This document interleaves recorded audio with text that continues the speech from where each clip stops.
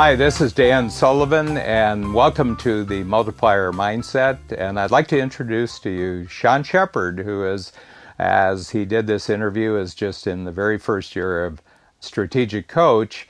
He's talking about, and introduced you, a great new ability. I suspect it's an old ability that's just gotten a lot stronger, but it's the ability to say no. The irony of the lessons that I'm learning is I've actually had to say no to a lot of things. So my income's gone down dramatically, and people will go, it's gone down and you're happy, because now it's the future. And so then I've always said that necessity is the best thing, that you really fight for what you want. I got an offer a couple days ago. Hey, do you want to go to this one-day thing? And there's all these big-name speakers, and like speakers that I love, and I read their books.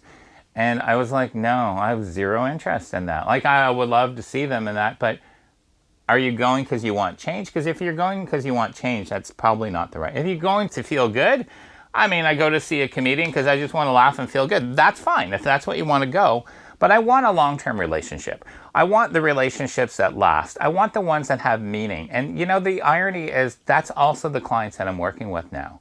I'm not doing these one-off. I used to do these speaking gigs, speaking tours, and it'd be like, hello, Regina, hello, Saskatchewan, hello, Vancouver, hello, Toronto.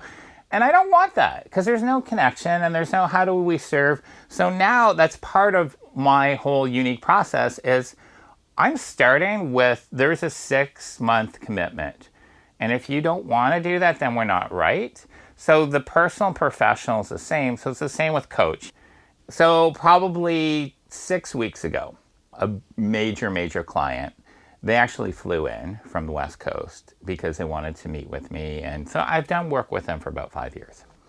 And they basically said, here are all the issues that we're facing. The division's up for sale and blah, blah, blah. We need your help. We need you. And so then I listened to them. I asked all these questions. And then what I said was, I'm not doing one-offs, just to tell you. It has to be a long-term relationship, all of this stuff. They're like, yes, yeah, we totally get it. And I kind of felt they didn't get it.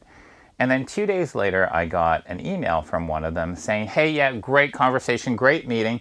Can you come to our sales meeting in 3 weeks and hit these 15 different points in an hour and leave our team with an action plan ready to...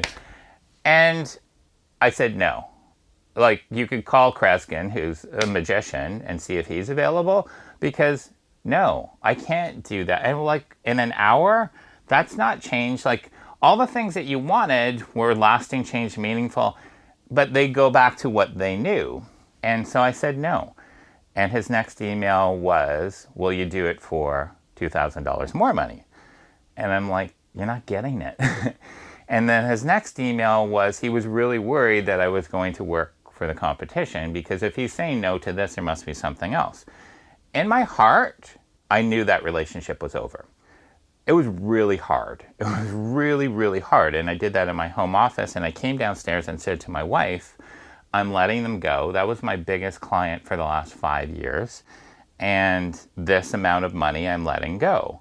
And thank God, for my wife and her amazing support, because I think some spouses would be like, what are you, nuts? Like, that's our 2-week vacation to Jamaica for 1 hour. You can make that. She's like, good for you, because you're walking your coach talk. It was hard. So I'm not going to sit here and go, that was an easy decision. That was a really hard decision. It was a really hard decision to say no to what you've done before. It was a really hard decision to say no to it. Check. And then the magic. So 48 hours later, this client that I'd only done one thing with, like a year and a half ago, I spoke at their national meeting. It was like 800 people. And they called and said, we want to meet because we need you. And when we met, I didn't have to do any selling. They actually did all the talking. I did ask the Dan question. And they said, we want you to coach our leaders. We want you to do training in the company. We want you to speak from the stage with the follow-up process, because we totally get you don't do the one-off keynotes. And it was all the things that I put down as my unique process that they didn't even know that I put that down as my unique process. And they're like, wow. And so it opened up this whole new possibility. Now, the thing is, now starting with them, that's what they know. So now you look at this, like I think of it, I love food, as you can tell. So I love like the bento boxes of Japanese restaurants. You get all these little compartments, right? And so before I used to have like the main dish, the chicken teriyaki would be the stuff I love, but then I didn't really like some of the sides. That was my work life. Now the whole bento box is like all great stuff. I needed to believe it first, and then they needed to believe it. And the last conversation with this new client, they're like, forms and all this stuff. They're like, no, we have people that do. Like, you don't do that because we don't know. You don't want to do that. I was like, wow. So you have to go through some rocky waters whenever you make change in any area of your life. You're not going to go to a 2-hour session by anybody and change your life. I'm sorry. It takes a commitment. So that's the same thing with coach. I think what's possible, honestly, is more free time to do what I like and do what I love. More of just doing what I love and not having that one piece of what I do, and actually building income around that. That's also passive income that I can support my communities beyond just me. When I look at what Dan did and, when he started Coach and he was just the coach and now, he's got this ridiculous team and this beautiful office, that has been so inspiring to me because everything has been reliant on me. Like, oh, I want Shawn to speak or I want Shawn to coach. When we really dig deeper, they want different things and I can serve them much better that serves me and serves them. And I think before I always had that either or.